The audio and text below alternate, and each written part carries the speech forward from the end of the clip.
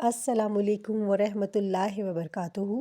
آج کی اس ویڈیو میں ہم بات کریں گے کہ کیا آپ جانتے ہیں قرآن مجید کی ایک آیت ایسی ہے جو انسان کو یہ سکھا دیتی ہے کہ زندگی کے فیصلے لوگوں کے ہاتھ میں نہیں، حالات کے ہاتھ میں نہیں، بلکہ اللہ کے ہاتھ میں دے دینے چاہیے۔ اور جب انسان یہ سیکھ لیتا ہے تو دل کو ایسا سکون ملتا ہے جو کسی اور جگہ سے نہیں ملتا۔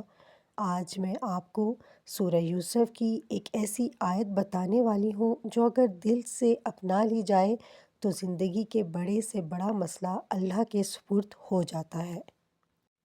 فاطر السماوات والارض انت ولی فی الدنیا والآخرات توفینی مسلمہ والحقنی بالصالحین۔ ترجمہ: اے آسمانوں اور زمین کے پیدا کرنے والے، تو ہی دنیا اور آخرت میں میرا کارساز ہے۔ مجھے اسلام کی حالت میں موت دینا اور مجھے نیک لوگوں کے ساتھ شامل فرما دینا۔ سورہ یوسف آیت نمبر 101۔ یہ الفاظ کسی عام انسان کے نہیں، یہ دعا ہے حضرت یوسف علیہ السلام کی۔ وہ یوسف جنہیں بھائیوں نے کنویں میں پھینک دیا، غلام بنا کر بیچ دیا گیا، جن پر کردار کا الزام لگا، جو برسوں جیل میں رہے لیکن ہر حال میں اللہ پر بھروسہ قائم رکھا، اور پھر ایک دن اللہ نے انہیں مصر کا وزیر بنا دیا۔ اقتدار، عزت، اختیار سب کچھ ان کے پاس آ گیا، لیکن غور کیجئے، اقتدار کے اس مقام پر حضرت یوسف علیہ السلام نے دنیا نہیں مانگی، نہ بادشاہت مانگی، نہ دشمنوں کی سزا مانگی، بلکہ کہا انت ولی فی الدنیا والآخرات۔ اے اللہ، تو ہی دنیا میں بھی میرا ولی ہے اور آخرت میں بھی۔ یہ وہ جملہ ہے جو انسان کو اندر سے مضبوط بنا دیتا ہے۔ فاطر السماوات والارض، یعنی اے اللہ جس نے پوری کائنات بنائی، وہی میری زندگی کے فیصلے بھی بہتر کر سکتا ہے۔ یہ آیت ہمیں سکھاتی ہے کہ مسئلہ کتنا ہی بڑا کیوں نہ ہو، اللہ اس سے بڑا ہے۔ پھر یوسف علیہ السلام نے کہا توفینی مسلمہ۔ سوچئے، سب کچھ ملنے کے بعد بھی انہیں سب سے زیادہ فکر ایمان پر موت کی ہے، اور آخر میں فرمایا والحقنی بالصالحین۔ اے اللہ، مجھے نیک لوگوں میں شامل فرما۔ یہ دعا ہمیں سکھاتی ہے کہ اصل کامیابی نیک انجام ہے۔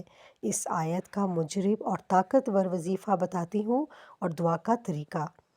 ایک بات بہت ضروری ہے، یہ آیت کوئی جادو یا ٹوٹکا نہیں، یہ قرآن کی دعا ہے، اور دعا ہمیشہ یقین اور توکل سے مانگی جاتی ہے۔ طریقہ: باوضو ہو کر بیٹھیں، 3 مرتبہ درود شریف، سورہ یوسف آیت نمبر 101، 1 مرتبہ یا 11 مرتبہ۔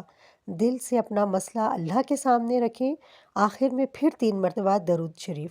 فجر کے بعد، عشاء کے بعد یا تہجد میں پڑھنا بہت مؤثر ہے۔ اس آیت کا وظیفہ کرنے سے بہت سارے مسائل حل کرنے میں مدد ملتی ہے، جیسے زندگی کے فیصلوں میں الجھن، دل کی بے چینی اور خوف، ظلم، الزام، بدنامی، رزق کی تنگی، شادی، رشتے، اولاد کے مسائل، ایمان پر خاتمے کی فکر۔ حضرت یوسف علیہ السلام کی زندگی گواہ ہے کہ جس نے اللہ کو ولی بنا لیا، اللہ نے اس کے لیے راستے بنا دیے۔ قرآن کہتا ہے واللہ غالب علی امرہ، سورہ یوسف آیت نمبر 21۔ اللہ ہر کام پر غالب ہے۔ اگر آپ چاہتے ہیں کہ دل کو سکون ملے، فیصلے درست ہوں اور انجام خیر ہو، تو اس آیت کو صرف پڑھیے نہیں بلکہ اپنی زندگی کا حصہ بنا لیجئے۔ انت ولی فی الدنیا والآخرہ، کیونکہ جس کا ولی اللہ ہو، اسے کسی انسان سے ڈرنے کی ضرورت نہیں۔ جب بندہ اپنا معاملہ اللہ کے حوالے کر دیتا ہے تو اللہ خود اس کی زندگی سنبھال لیتا ہے۔